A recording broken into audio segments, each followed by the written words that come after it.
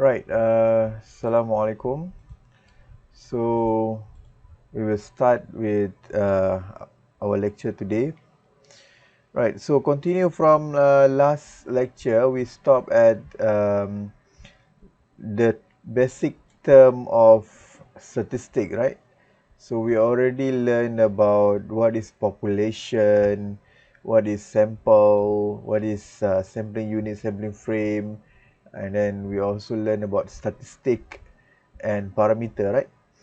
So today we're going to look at just a bit on that part, which is source of data. We know that the definition of statistic is how information is being collected, right? So information here, we know that information is known as data, okay? So there are two source of data available in statistics. The first one is a primary data, right? Another one is secondary data. So there are two source of data, primary and secondary data. So primary means that the data is collected at the first hand, means that the researcher uh, is the only person who got the data first lah, right? So the primary data is first hand data which gathered by researcher himself or herself using a method of data collection such as personal interviews, telephone interviews, or questionnaire or observation lah, right? That means that researcher is the first person who get the data, means that you are the first person who obtain the data, who got the data, right? So you can collect the data using personal interview, telephone, questionnaire, observation, and many things lah. So whereas the secondary data is nama pun secondary kan. Secondary means that you are not the first person to get the data lah. Secondary data is the second hand data, that the data is already being collected. The data is already being collected, being recorded or published by somewhere else lah. Right. So for example, you can find the secondary data from the magazine, newspaper, report, and so on lah. Database, internet, itu semua ini dikategorikan dalam secondary data. Means that you are not the first person who got the data. You're not the person who collect the data. The data is already being collected by someone else, and then the data is already published. Then you can use the data, right? So there are some advantage and disadvantage of primary and secondary data lah. Primary data, you need the advantage is you can get a more accurate data lah, means that you are the first person who got the data, you know how the data is being collected, right? So how the data you conduct a sampling techniques, right? You already know that how the data being collected. But it require more time lah to get the data. You need to spend a lot of money, effort to get the data for primary data set lah, right? So but there are some advantage, such as tadi I kata more accurate. Many cases data cannot the data that not be available somewhere else. You can get the data by doing a questionnaire. You can create your own data collection to get the data lah, and no reproduction errors since the data are gathered for the first time. And primary source will explain how the facts are gathered, right? So how you going the process of gathering the data.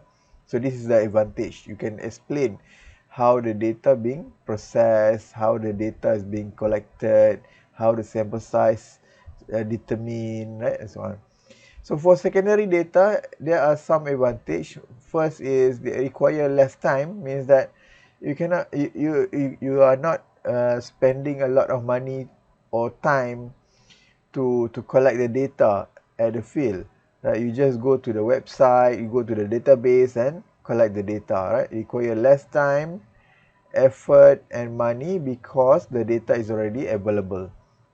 And the data help this to decide what further research need to be done, right? So this is the advantage of secondary data. So if in final exam, the question asks you to state any two advantage of primary or secondary data, you can state any two lah. Jangan letak semua.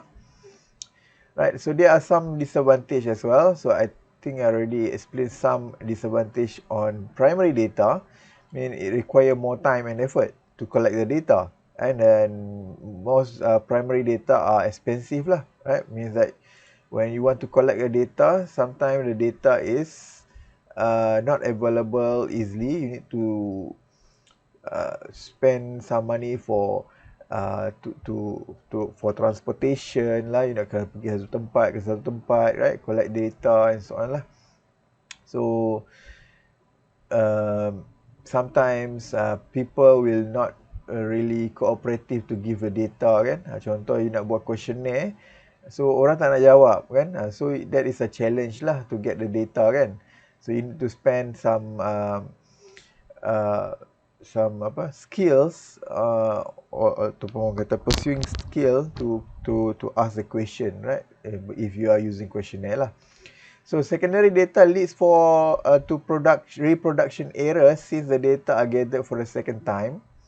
Means that reproduction error sometimes, let's say database A and database B, right? So sometimes database A is the first person who published the data, right? And then database B just copy the data from database A, right? So sometimes database B ni dia ada buat sedikit manipulation, right? So manipulation, so the data yang publish dekat database B adalah dataset yang sama, tapi dia mempunyai sedikit modification. So you will found there's some maybe a reproduction error lah. The originality of the data might be lost, right?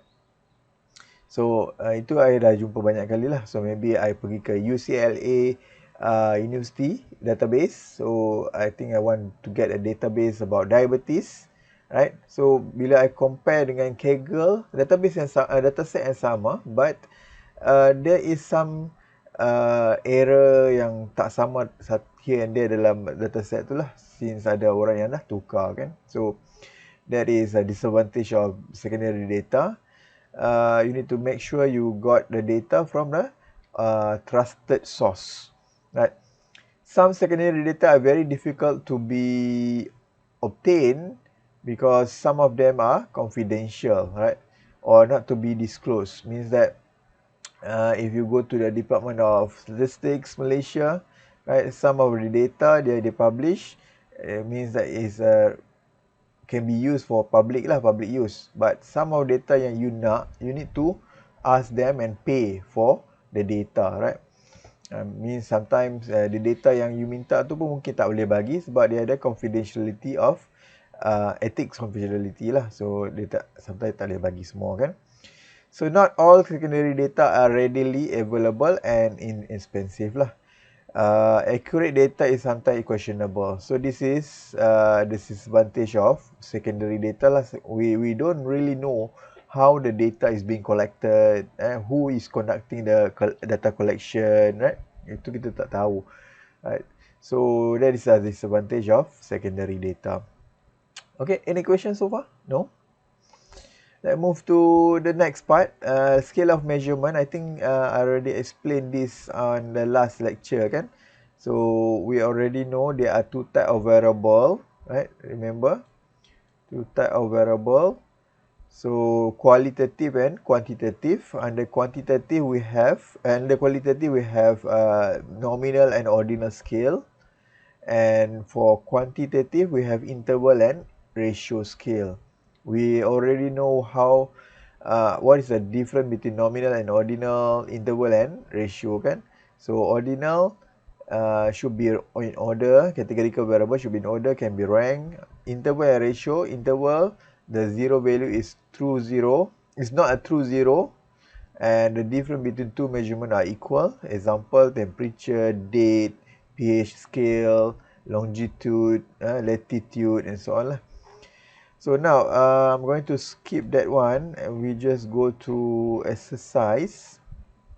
right? Example number 4, right?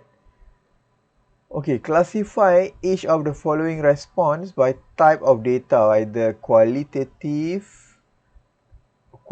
discrete quantitative, or continuous quantitative. And hence, state also the type of measurement scale, nominal ke, ordinal, interval, or ratio, right? So type of house purchase. So we have a double story terrace. So type of house dekat sini dia bagi double story terrace. So it can be either single story, bungalow, cluster house. So this one should be apa? Quali? Can you respond? Qualitative, right?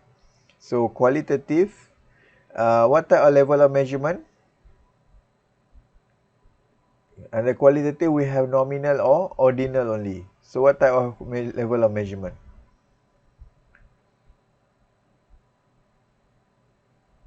Huh? Norina?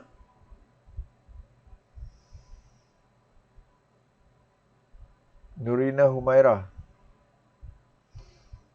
What is the level of measurement?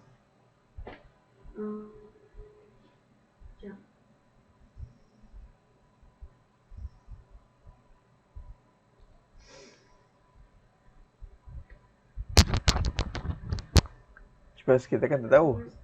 Should be nominal lah, kan? Right. So very simple kan, dia tak boleh rank kan. Build up area. Build up area ni, let's say house ke school ke 3,231 square feet. So this one is number, right? Number should be either discrete quantitative or continuous quantitative. This one should be we measure, right? This one square feet, we are measuring the square feet kan, kita measure using a scale kan. So it should be apa? Discrete or continuous? Yes, should be continuous quantitative. So under continuous quantitative, we have interval and ratio. So it should be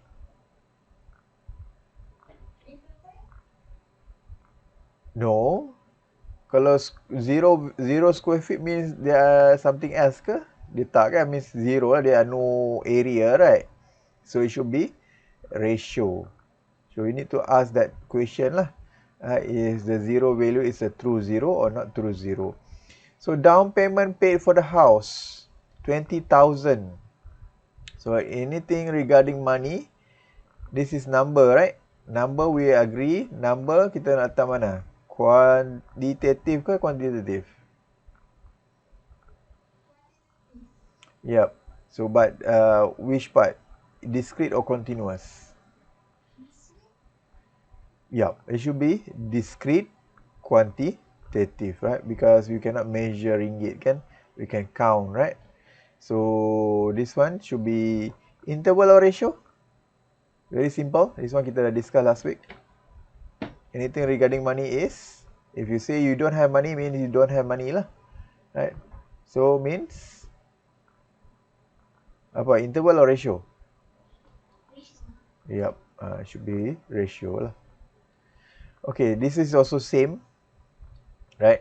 So annual interest rate charge 4.5%. So this one is numbered, right? Numerical. So this one should be continuous, quantitative, and ratio is again lah, right? Zero interest means zero lah. Marital status, Noramila.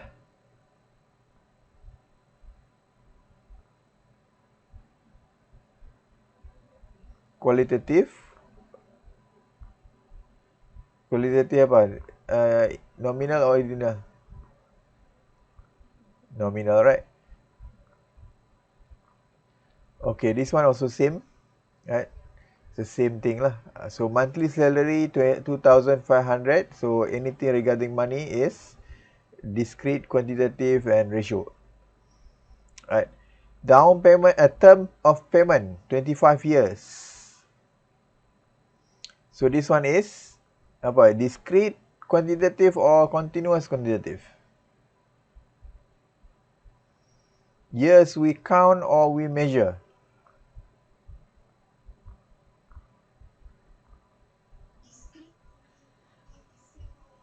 Discrete, quantitative, and this is interval or ratio. Kita dah discusskan anything regarding date, years, should be apa?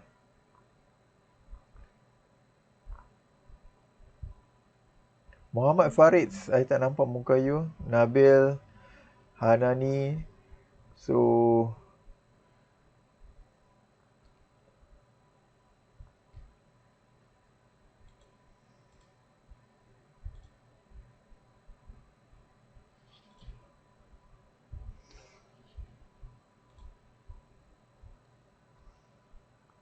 right. So this one should be apa? Interval or ratio? Yep, so be interval. This is also same, anything regarding money, regarding years, date, and temperature also. But this one is not discrete, kan? This is 100 Celsius. 100 Celsius should be continuous, quantitative. We are measuring this one, right? Measuring temperature should be continuous, quantitative. And this one should be interval scale. Right. Army rank, colonel, major, captain, lieutenant. So this is the categorical variable. Should be apa? Qualitative, nominal or ordinal? Yeah? Should be ordinal lah. Right? Right. This is also same lah. Salary group, qualitative, ordinal. So this is very important. We will be asked in question number 1, final exam, right? Kalau kita tengok dekat sini, soalan final exam, dia lebih kurang sama lah. Mesti ada level of measurement and state. No, yeah, this one, February 22. Right. Okay. So, let's move to the second part of the topic, chapter number 1. So, I think I hope we can finish up this topic by today. Okay. But before we move to this topic, any questions so far? Ada soalan?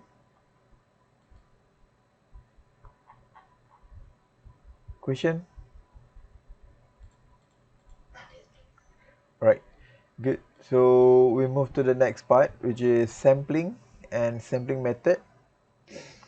So now, sampling, we already know first we need to understand the basic term, right? We know that the population consists of all members, measurement or object for target area kan, yang in the target area yang kita nak study, right?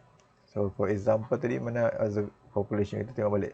A complete group consists of individual, object, item or measurement to be taken for the purpose of study, right? So this is the definition of population. We already discussed this last week. And sample is a portion taken from a population for the purpose of study, right? So now, by looking at that definition, so we try to understand how we're going to take a portion from a population. So we know that if we have a large population, let's say we have population capital N equal to 5,000 students in UiTM Tapa. So it is not impossible, but it is time consuming and very expensive to measure all students in UiTM Tapa. So we take one sample. So one sample N equal to 100 students. So we want to take 100 students out of 5,000 students. So the question is, how we going to select 100 out of 5,000? Boleh faham, ah? That is what we want to discuss now. Okay? So we know we have a population 5,000 and we want to select 100 out of 5,000. In this topic, we want to discuss how we're going to select 100 out of 5,000. Okay, now let's understand the term sampling. Sampling is a process of selecting portion of a population. So it's a process of selecting portion of population. Sampling is very preferable when the population is very large and can be either selected randomly or non-randomly. Right, so sampling can be divided into two parts: a random sampling method, non-random sampling method. This is also known as probabilistic sampling method. This is a non-probabilistic sampling method. Right. Ada dua kategori of sampling. First is random sampling and non-random.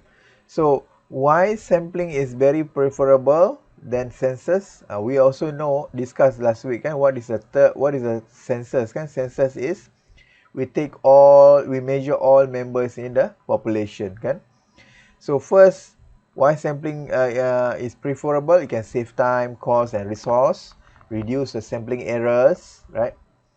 So reduce the sampling errors, and it give accuracy to a sample result. It's very useful for destructive tests in quality control tests. It can be tested repeatedly for more accurate result if tests are done in laboratories. So when you want to work at the drug company kan, right? So if you working at dekat department of procurement ke, planning ke, warehouse ke, right? So you kena banyak dealing with sample, right? Sample population, macam mana you nak decide whether the raw material yang supplier hantar tu okay ataupun tak okay, right? So sometimes you nak minta nak buat satu ubat, you perlukan gula, right? Very white sugar kan, so tak mau ada color dalam ubat you. So you kena make sure lah, macam mana you nak make sure gula yang dia hantar tu semua betul-betul pure white. Itu menggunakan sampling method lah. Contoh lagi satu yang paling mudah, let's say nak raya ni kan, kita order contohlah I order kuih raya lah. I order kuih raya. This is a lorry kan, nak hantar kuih raya tu. So I ada banyak kuih raya dalam lorry ni, right? Dan setiap ni ada banyak kuih raya. So this is a driver, right? Okay. So let's say this is a kotak lah kuih raya, 1, 2, 3, 4 until 5,000 lah contoh kan. So bila dia dah sampai satu lori ni dekat you punya kedai, macam mana you nak make sure semua ni okay, ataupun you nak terima je semua 5,000, yang buruk you nak bagi balik. Kalau dia tak nak terima, macam mana, right? So you kena buat sampling lah. So macam mana you nak buat sampling? Kalau dia buka ni, you tengok dia buka pintu belakang ni, you ambil dekat sini je, you try. Okay, so you rasa-rasa okay. Okay, semua bagus lah, crunchy apa semua, you nak jual, you nak ambil semua. Macam tu kan you decide, right? Atau macam mana? So kita nak tahu macam mana kita nak select things to infer back to the population, nak conclude kan semua barang ni okay. So kita akan menggunakan random sampling and non-random sampling lah. Kalau you ambil sini sahaja, kalau belakang-belakang ni, depan-depan ni dia letak semua buruk yang dah lemau-lemau kan, so you rugilah kan, you terpaksa jual juga kan, tapi rugilah. So you kena make sure menggunakan sampling method. One sampling method kita boleh guna random sampling method, means that every box in this lorry has equal chance to be selected as sampling unit. Kita discuss kan, sampling unit tu apa, kita tahu kan. So Non-random sampling method pun sama jugalah. Kita menggunakan non-random at your convenience. You select mana-mana lah. Maybe you select dekat sini, sini, sini, sini, sini. So baru fair lah. So berapa banyak sampel yang you nak ambil? Itu pun question juga, kan? Kalau you ambil daripada 5,000, you ambil 100. Cukup ke untuk conclude ke the whole population, the whole 5,000? That is an issue juga. So you need to calculate the sample size. So now, itu calculation dan sample size kita tak cover kat sini. But we are looking into how to select a sample. Right? So now, this is a sampling process. First thing what you need to do in sampling process, you need to define what is your population. Then, once you already define your population, you need to establish a sampling frame and determine the sample size, how many samples you want to select, specify the sampling method, and begin selecting a sample by using appropriate data collection method. For example, let's say your study is about is about to obtain ataupun to determine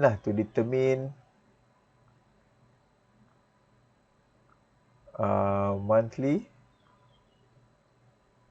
pocket money among student UiTM Tapah. Contohlah, this is based on previous example, okay? So you need to define the population. What is your population here? All students in UiTM Tapah. So you need to know where to select a sample. So how many population you have? So we have 5,000 students, right? So then the second step is we need to establish a sampling frame.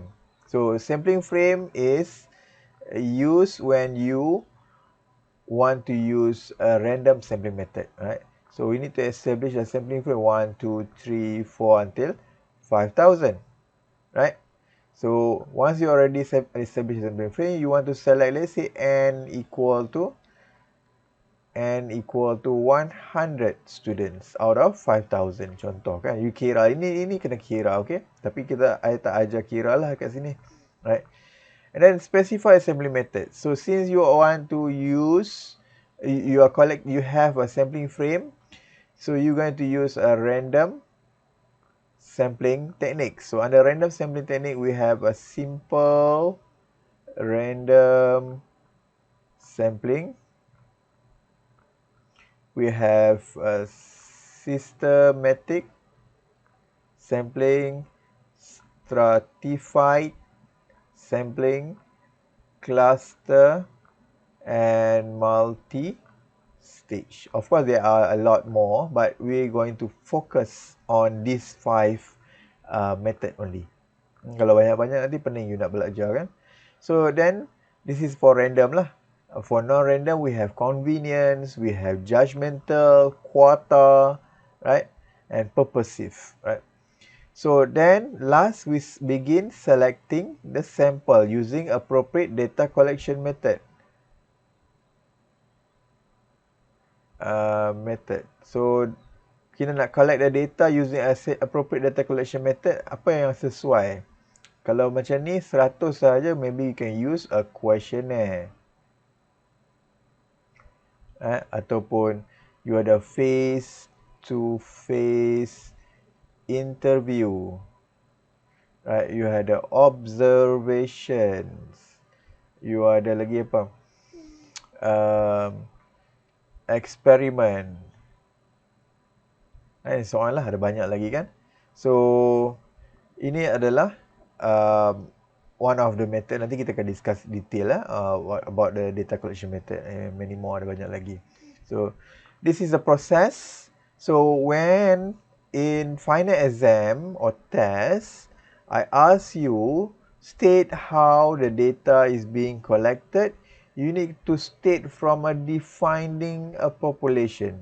This is a sampling process. Contoh dekat sini, uh, state the teknik ni bukan oops. Kejap cari soalan-soalan yang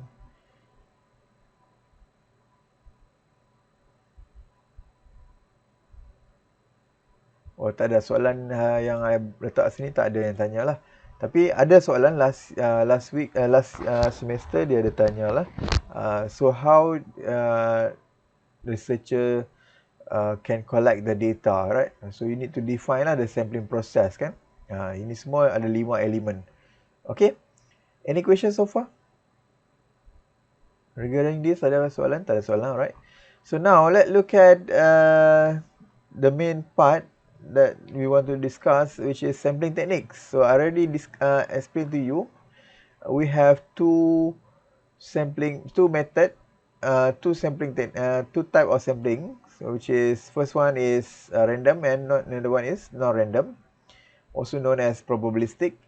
So sampling technique can be classified into random, probability sampling and non-random sampling, non-probability sampling ataupun probabilistic lah. Benda yang sama lah. Some book will use different terms but will be lead to the same meaning lah. Okay, now the first part we look at the random sampling techniques. Random sampling technique is a complete sampling frame must be available. Right. In a random sampling technique, a complete sampling frame must be available or can be prepared from the targeted population to ensure samples are being selected randomly. So you need to bear in mind, right? So if you want to do a simple random sampling, you need to have a complete sampling frame. Right? So random sampling ensure every unit in the population has an equal chance to be selected as sampling unit. Right. So we have 5 method that we want to discuss in this topic, in this subject. Kita tak discuss banyak. Of course, there are a lot more kan. So we are going to discuss the most important sampling technique or most common discussed sampling technique, which is the first one, simple random sampling, systematic sampling, cluster sampling, and multi-stage sampling. Ada 5 saja yang kita akan discuss. Bear in mind, kita ada banyak sampling method, tapi kita nak discuss 5 sahaja. So the first one, simple random sampling. Simple random sampling state that each element in the population will have equal chance to be selected as sampling unit. So simple random sampling is most appropriate if the population is homogeneous and the population size is not too large. Right, population size is not too large, then you can use simple random sampling. Homogeneous means that it has the same characteristic. Okay, means that you want to study a monthly pocket money among UiTM students, so you want to use simple random sampling. So is the characteristic of the population is homogeneous? Yes, because all of them are students. You need to find the most common characteristic lah. So we have 2 methods to collect the to execute the simple random sampling. First is random number method. Another one is lottery method. But we're not going to discuss on lottery method lah. So we are looking into a random number table.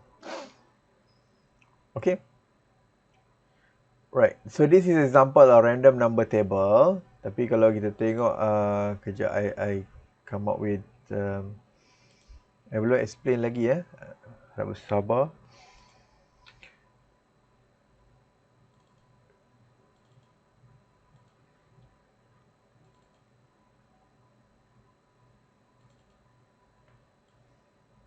Alright. This is a this is statistical table. Random number table will be on page number 36. So 36. So this is a random number table. Maybe I need to, okay, contoh. This is an example of random number table lah. You can see we have many blocks, right, in representing row and column lah. Ada banyak lagi lah. So dia ada banyak beberapa page dekat sini. Okay, so now I'm going to teach you how we're going to proceed simple random sampling using random number table. Okay, for example tadi kita dah pergi ke example kita tengok tadi adalah monthly pocket money, okay? Okay, kat sini. Right, so first step, what we need to do, we define the population. What is a population? All students in UITM Tapah. So we have capital N equal to 5,000. Second step is we need to have a sampling frame. Right, contoh sampling frame. So let's say I ada sampling frame dekat sini, very big sampling frame. Right. Oops. So maybe I letak macam ni, ni.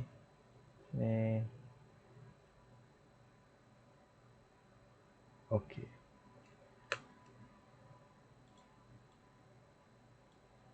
Right. So I ada sampling frame. This is number 1. I ada name, list of all students. So sampling frame means that a list of all students consists of their information lah. Information such as name, ID, program, phone number and so on lah. Right, you tambah sikit. So I ada 1, 2, 3, 4, 5, 6, 7, 8, 9, 10, 11 until 5,000. Right, this is a sampling frame that I have. Okay. Third step is step number 3. Determine the sample size. Sample size, let's say, just for the demonstration kan, n equal to 10. So let's say I ambil 10 saja. For the demonstration, I nak tunjuk complete case kan. Kalau letak 100 ni tak sempat nak siap lah manually kan. Number 4, I'm using a simple random sampling. Right, so to do a simple random sampling, so let's say this is a sampling unit. I want to select n equal to 10. First step, what I need to do is I'm looking at the random number table. So in the random number table, you nampak ada banyak block kat sini. Block 1, 2, 3, 4 and ada banyak kolom lah, banyak rows. So let's say I choose row number 2, column number 2. Row number 2, nampak row number 2, column number 2. So this is the block that I want to use, for example. Ataupun kalau you tengok this dalam manual lecture notes you nanti dah dapat macam ni lah, lebih kurang kan. So mana-mana pun boleh, ataupun you use Excel to come up with random number pun boleh juga. So let's say Excel, I tunjuk Excel lah.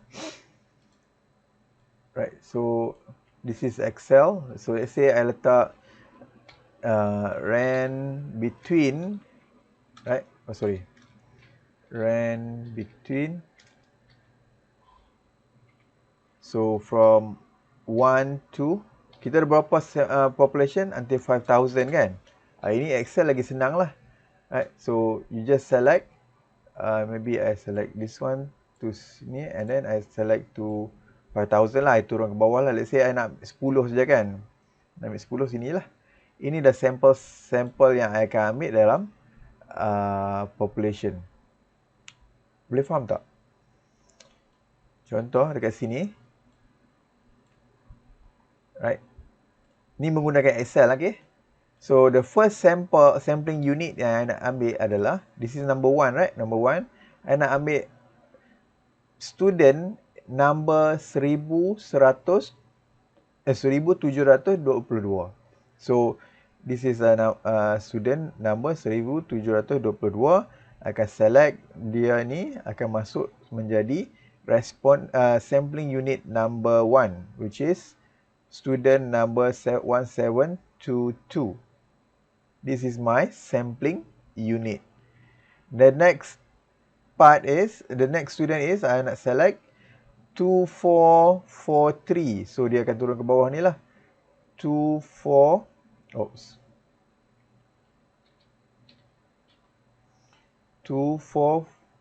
berapa tadi? Lupa dah. 2443. So dekat sini dia akan masuk dalam number 2.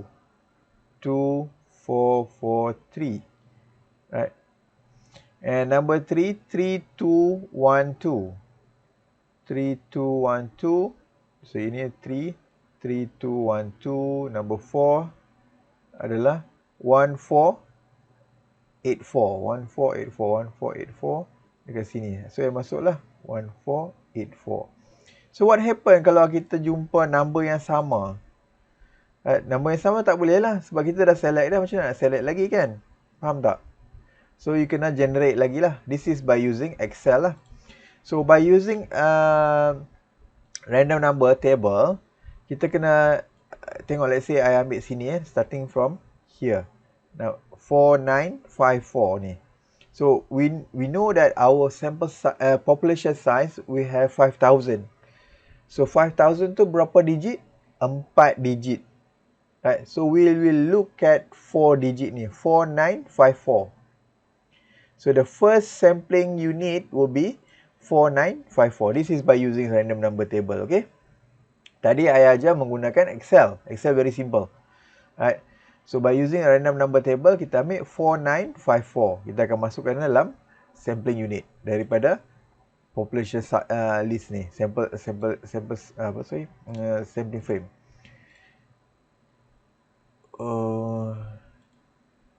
Alright. Second one, kita boleh turun ke bawah. 5724. Unfortunately, kita punya population size until 5,000. Tapi dekat sini dia bagi 5724. Tak boleh lah. Kita kena skip. Skip turun ke bawah lagi. 1695. So 1695 masuk dalam sampling unit. You buat benda yang macam ni sampai habis 10. Sebab you nak ambil 10 saja. So what happen kalau you jumpa number yang sama?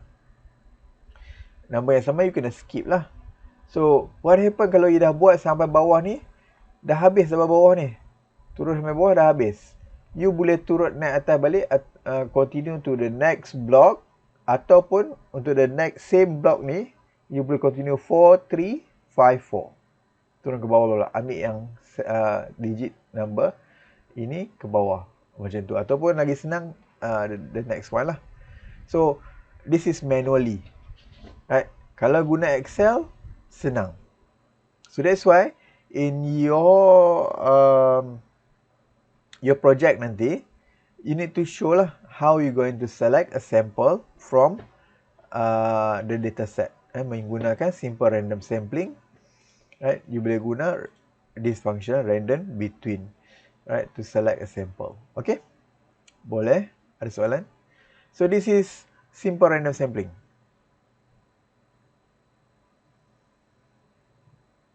Okay, any questions so far? This is yep.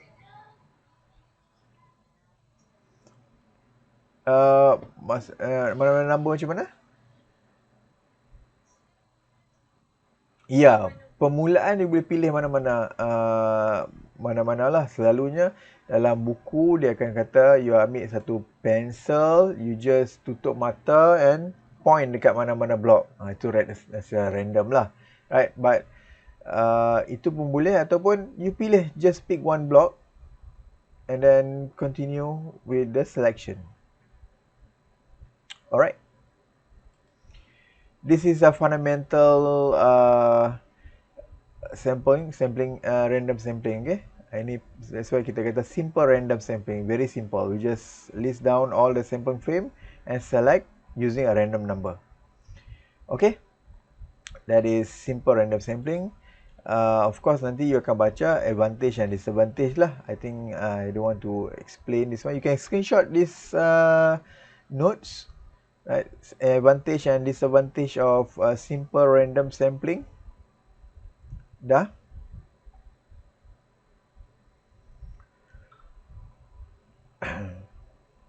Alright. So I think we need to move to the next sampling method, which is systematic sampling method.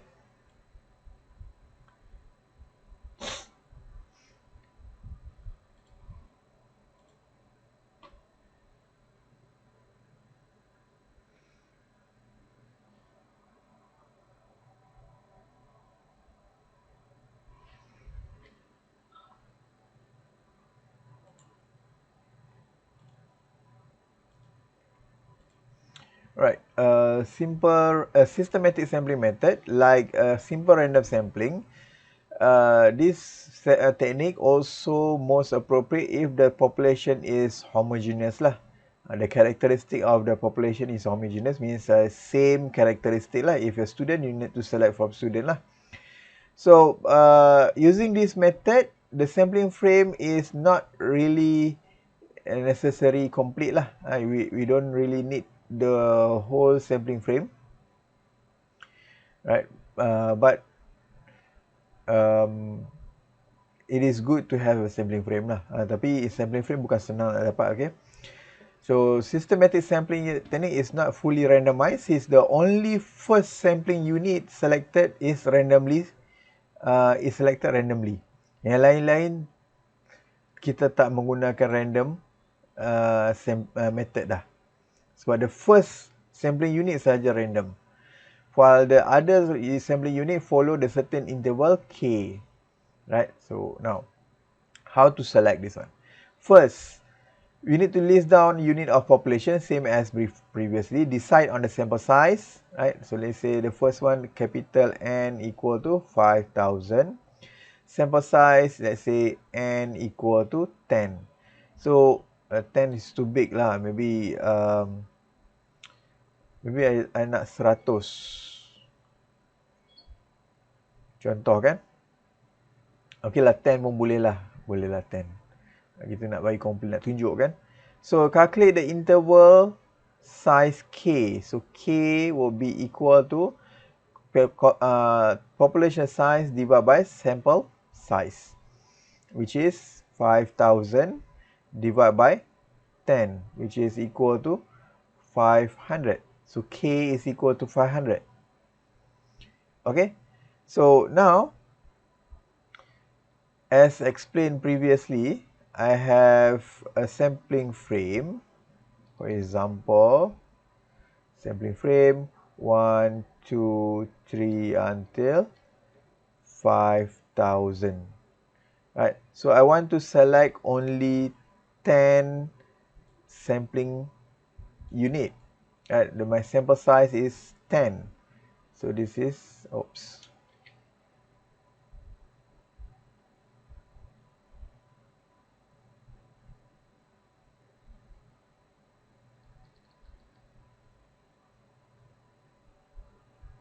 Okay, 1, 2, 3, 4, 5, 6, 7, 8, 9, 10. So I nak ambil 10 saja daripada 5,000. So this is capital N, 5,000, N equal to 10.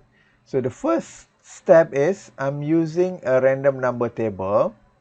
For example, I'm looking at the second part here, 5374. Right, so I akan ambil sini 5374 tak boleh ambil sebab dia lebih exceed kan. 6338 pun terlebih juga. Right, the third one is 3530. So 3530 dekat sini should be 3530 will be my first sampling unit. Right, 3530. Remember, the only first sampling unit kita select randomly. The next one kita tak select randomly dah. Kita select menggunakan random K value. Where is it? Alright, so remember our K is equal to 500. Our K is equal to 500. So dekat sini kita akan terus ke fokus kepada sampling unit. So 3530 plus 500 should be 4030. Right. The next one tambah lagi 500, 4530. And the next one tambah 500 lagi, 4530 plus 500 should be 5030, right? 5030 kita akan patah balik ke this one, suppose 4530 plus 500 should be 035. So 5030 kan. So kita akan ambil yang bawah, balik ke asal, balik kepada nombor 1. So dia akan jadi nombor 30. This is 530 1030 1530 1. So this is 2030 2530 3030. Inilah sample size kita, sampling unit kita lah. Can you see how I conduct systematic sampling method? Only the first sampling unit saja come from a random number, right? And the next sampling units are based on K interval. Alright.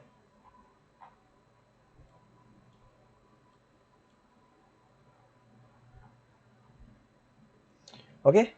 So advantage and disadvantage, I want you to screenshot these notes, right? So you can read by yourself.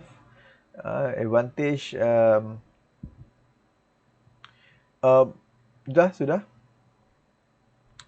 Right. As I said just now, dia kata dekat sini, the sampling frame is not necessarily complete. Means that, let's say kita nak select a sample yang tak memerlukan fully set of sampling frame. Maybe kita pergi ke McDonald tak boleh lah, kita ban, kita pergi kedai nasi kandar beratur Salam dekat stesen 18. So beratur, ramai orang beratur. So kita nak bagi questionnaire, nak tanya nasi kandar ni sedap ke? Contoh lah, you want to know the opinion, public opinion. So the first sampling method, and the first sampling unit, kita ambil the person who beratur dekat nombor 10, right? Person yang beratur nombor 10. And the next one, kita akan kita select by K interval lah, maybe another 100. Lepas 100 orang yang beratur, kita akan tanya soalan lagi. Lepas 100 orang lagi, kita tanya soalan. So in that way, we don't have to have a complete sampling frame lah. Alright. Now, let's look at the next part, which is stratified sampling method. So based on the first two sampling method, we know that systematic sampling method and simple random sampling assume that the whole population is homogeneous, means have a same characteristic. But in stratified sampling method, the population was first divided into subgroup known as strata.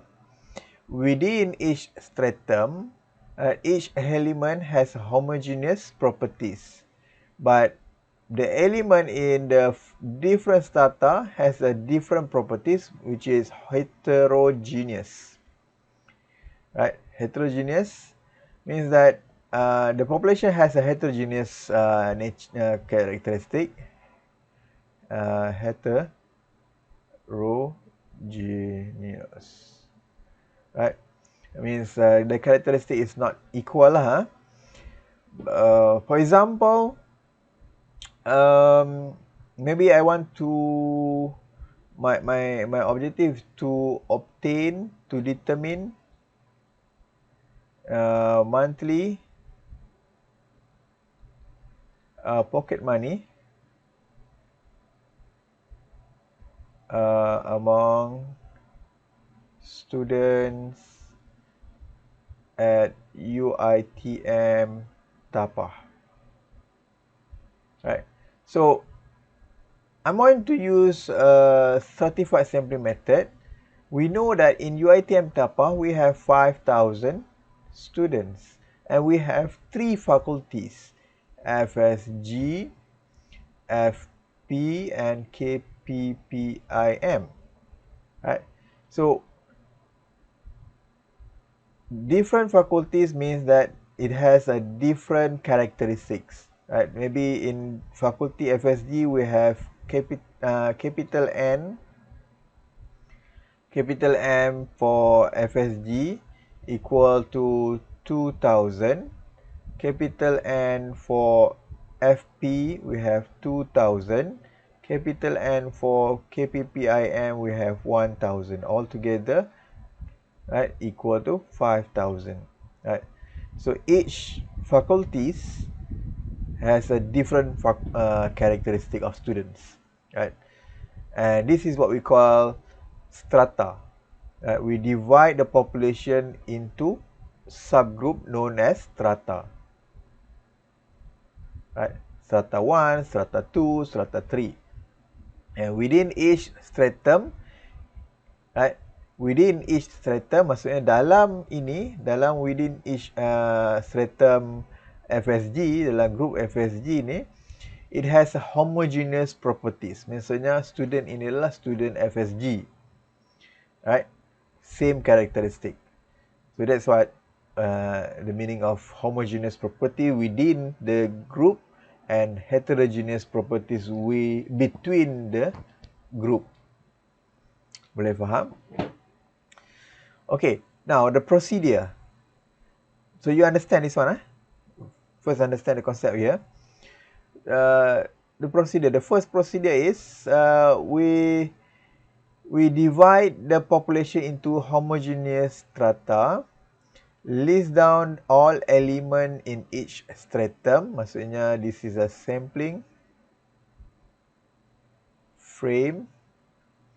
Sampling frame for each stratum. Select the sample randomly from each stratum, either using proportionate allocation or disproportionate allocation. But we're going to look at the proportionate allocation lah. Maksudnya kita akan belajar itu. So proportional allocation, the number of sample element to be selected from each stratum is in direct proportion to the stratum size. Right. So kita akan discuss proportionate only. Now,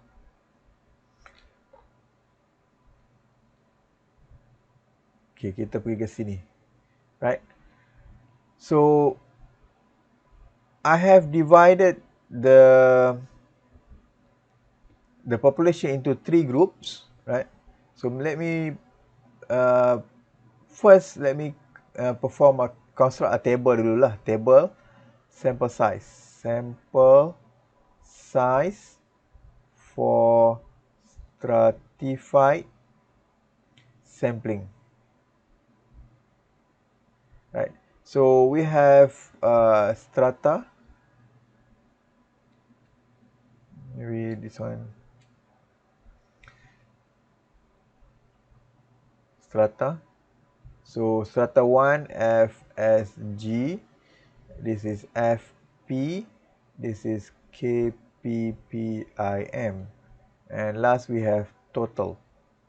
Okay, this is what we want to understand first, right? Okay, so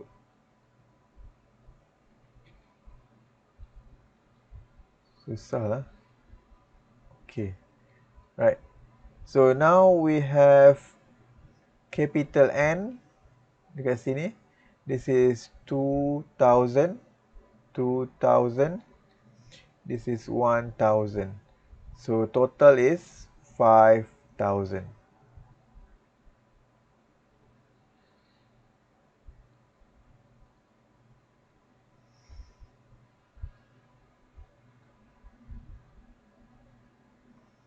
Right.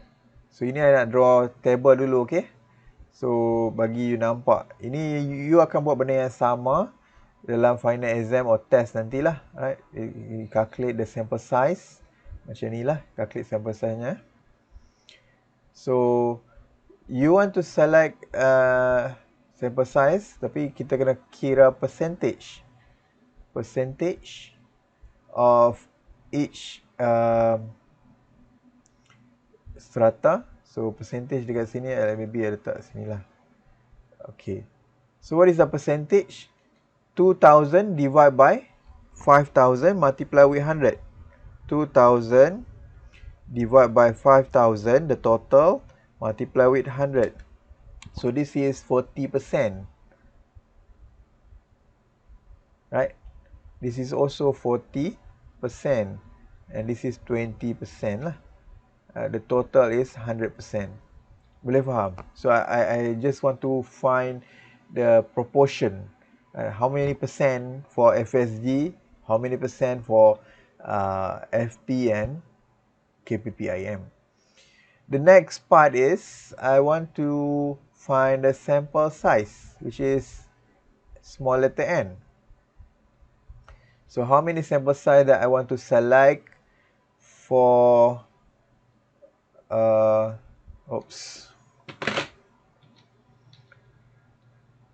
for FSG and so on. So now to select, let's say I want to select 100 so only. So I want to select 100 sample out of 5000. Right. So apa yang I buat? I ambil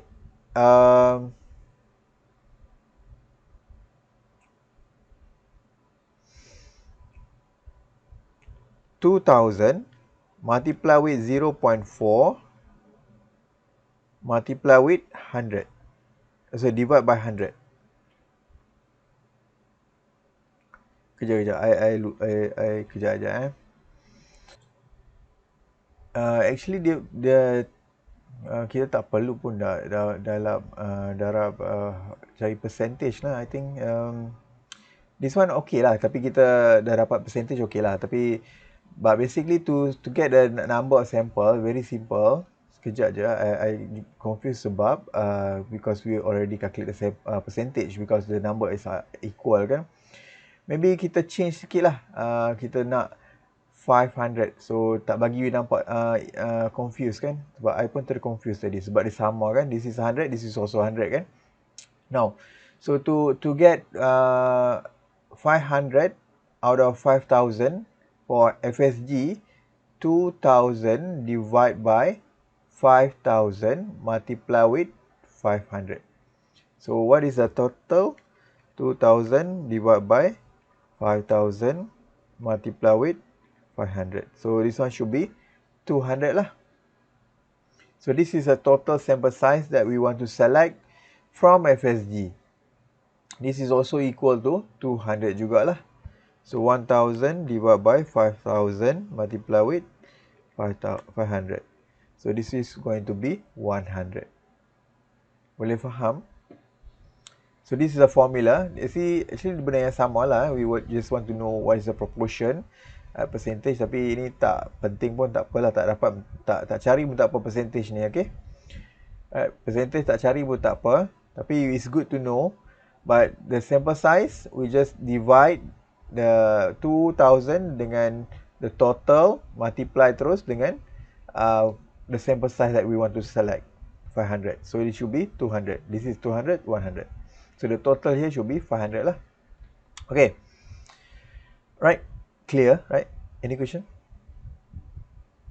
So, second step, since we already know what is a sample size we want to select, so we need to have a sampling frame for each strata. So this is FSG, right? So 1 until 2000. 1, 2, 3, 4 until 2000. So we want to select, out of 2000, we want to select 200 sampling unit. 1, 2, 3, 4, 5 until 200 lah. Right. How to select? We use simple random sampling method that you already learned just now. We use simple random sampling to select sampling unit until we satisfy all the sample size lah. So we do this for Faculty of Accounting and KPPIM as well, right? For another group. So kita buat benda yang sama for others group jugalah. Boleh faham? Okay, good. So that is stratified sampling method. Okay.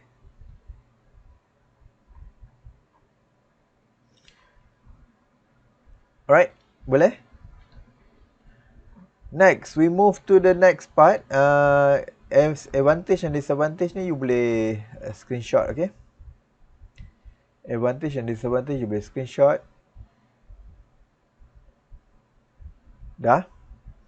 Now, we move to the next part, which is cluster sampling method. So, cluster sampling method, dia kata dekat sini, the population is divided into subgroup known as cluster. Tadi stratified sampling pun dia divide to subgroup juga. Known as strata. Right, nampak tak? Nampak? So, stratified sampling population is first divided into subgroup known as strata. But the cluster population is divided into subgroup known as cluster. So what is the difference between cluster and stratified? Cluster, when you have a very small sample size. Cluster when you have a large sample size lah. Population size. When you have a small sample size, population size, you can use cluster, stratified. Jangan nampak, sekali lagi saya ulang. Cluster when you have a very large population size. Stratified sampling when you have a small population size. Right. Within each cluster, dekat sini, first we divide the population into subgroup known as cluster. Within each cluster, the element have heterogeneous properties, but the element in different cluster has similar properties. Right? Okay, so procedure. How to perform a cluster sampling technique? First, we divide the population into heterogeneous cluster. Select the cluster randomly. Take census. Dia kata kat sini, take census. Kita tak menggunakan random sampling method dah. Take census from each of the selected cluster. Okay, as I said, cluster is suitable when you have a large population size. For example, I want to study knowledge, attitude, and practice on dengue fever prevention among resident in Perak Tengah District. Right? So ada Perak Tengah District dekat sini. So maybe I boleh kata total population is all residents in Perak Tengah District. Right, maybe capital N equal to 150,000, right? 150,000. So we know that in Perak Tengah district, we have sub-district. Maybe I have sub-district dekat sini. Maybe I list down 3 sub-district lah. Maybe contoh kan untuk maybe kita nampak kan kalau senaraikan banyak nanti pening pula nak nampak kan. Maybe sub-district yang pertama I have Kampung Gajah. Kampung Gajah. Sub-district number 2 I have Bota. Right. Sub-district number 3 I have maybe Parit. Contoh lah. Ada banyak lagi lah. Beberapa sub-district kan. Belanja lah. Kita ada Seri Skandar kan. So maybe this one I letak total population. Here is Kampung Gajah maybe 50,000. Bota maybe capital N equal to maybe kita letak semua sama lah. Senang kita nak faham kan. This is also 50,000. Contoh kan. Contoh. Right. So this is a population 150,000 population size. So I divide the population into subgroup known as cluster. So this is cluster 1, this is cluster 2, this is cluster number 3. So as the procedure, this is the first procedure. Second procedure, we're going to select one cluster out of 2 cluster. Contoh lah, I decide I want to select one cluster out of 2 cluster. Ataupun I nak decide nak select 2 cluster out of 3 cluster. Contoh kan. So I select one cluster out of 2 cluster. So menggunakan random number table. So I menggunakan the single digit lah. Tiga cluster saja kan. So 5 out of bound, 6 out of bound, 3. So kita jumpa 3. So we will select 3. Cluster number 3.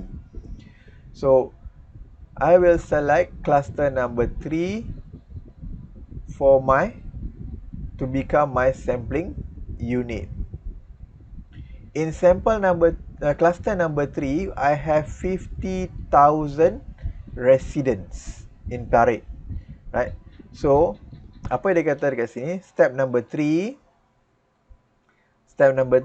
take census for each of the selected cluster. So I akan guna census lah untuk measure all residents in Parit. Census means I take all members in the population lah kan. So I measure all resident in Parit. This is cluster sampling method.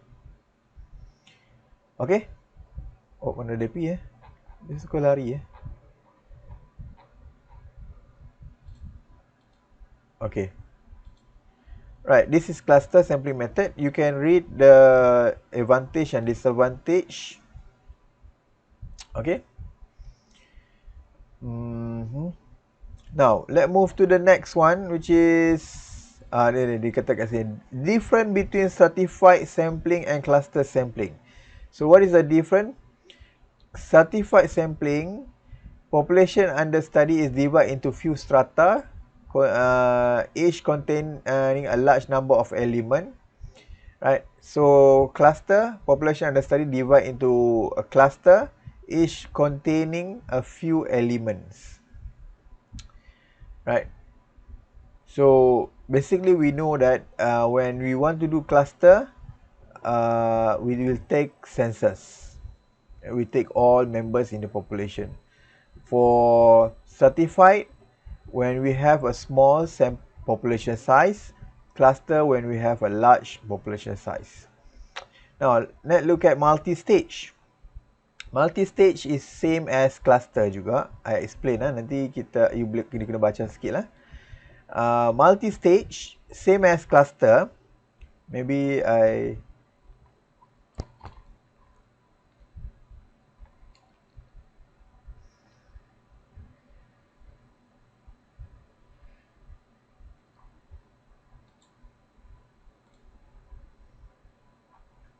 Saya letak kat sini. Right, this is multi-stage. Right, kita nak sebut pasal multi-stage. So multi-stage, let's say the same concept. I have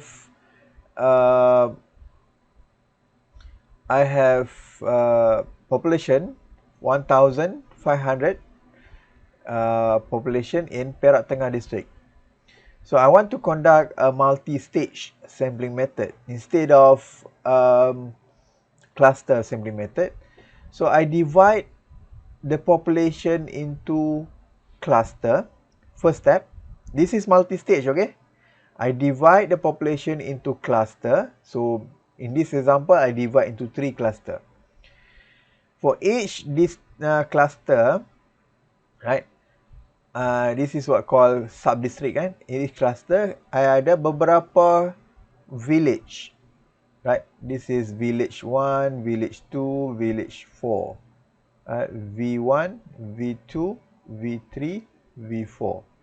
Sama juga this one ada V1, V2, V3, V4, V5 contoh. V1, V2, V3, V5, V6. Right? V4 lupa V4. Right? So setiap village ni dia ada their own sample population size. Let's say this is N equal to, this capital N equal to 10,000 contoh. This is 20,000. This is 10,000. 10,000 people in that village. This is also 10,000 people in that village. Total is a 50,000 lah. Boleh faham the concept, okay? I hope you pay attention in this one because this is very tricky to understand, right? So each cluster ada village dan each village ada dia punya population size. So first step, ulangan. First step, we divide the population into cluster and each cluster has its own village. Right? So each cluster ni ada sub village lah. So then I use simple random number table ni. Let's say I'm using the second block dekat sini, block ni. Daripada 3 cluster, I want to select 1 cluster. So the first random number is 2. Right? So I'm going to select the second cluster, cluster number 2. Right, cluster number 2 dekat sini.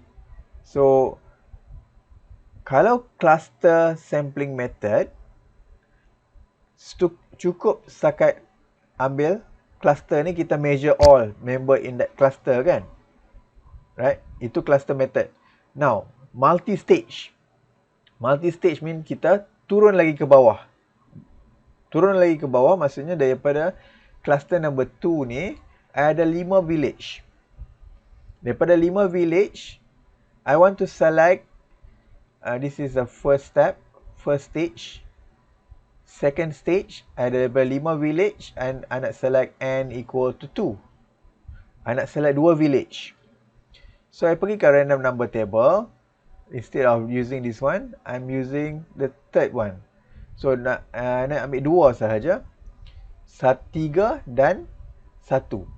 Right, ini terkeluar. 3 dan 1 lah. So ada village number 3 dan village number 1. So to be selected as our sampling unit. So this is stage number 2. Kita tahu dia ada multi-stage kan, stage number 2. So let's say stage number 2 ni, capital N for village number 1 ada 10,000. Village number 2 we have 10,000 juga. So each ada 10,000 lah. 10,000 people, okay? Right. So kalau kita nak stop at that stage, this stage number 2 ni, so kita akan take census for all resident in that village. Village number 1 and village number 3. Kalau kita nak teruskan stage number 3, so that's why kita kata multi-stage ni, dia boleh turun ke bawah lagi. Dalam village number 1 ni, dia ada taman contoh. Taman A, B, C, D. Right? So kita perform prosedur yang kita buat tadi tu. Daripada 5 taman, kita ambil 1 atau 2 taman. Yang kita daripada taman yang kita select tu, let's say dalam satu taman ada 1,000 orang. So kita akan select all resident in that taman. Boleh faham apa yang cakap? Itu dinamakan multi-stage. So dia boleh turun ke bawah lagi lah. Dalam satu taman tu dia ada berbagai jalan. So kita boleh select beberapa jalan, and select dalam jalan tu ada beberapa rumah. So kita boleh select jalan and perform census. Boleh faham? Any questions so far? I think masa pun tak banyak kan?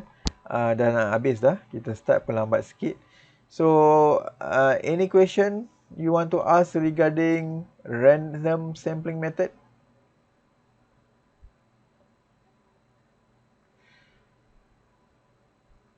Voice out. I tak tahu you nak apa. Ada soalan ke tak ada soalan? You faham ke tak faham? Adriana.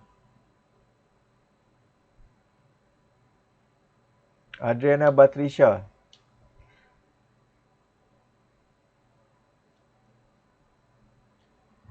Ya, tak dengar. Ada soalan ke? Ada soalan ke?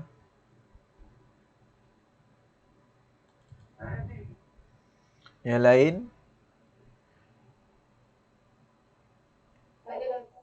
Alright, good. Kalau tak ada, then I think untuk non-random sampling method, kita tanggung untuk next class lah. Right?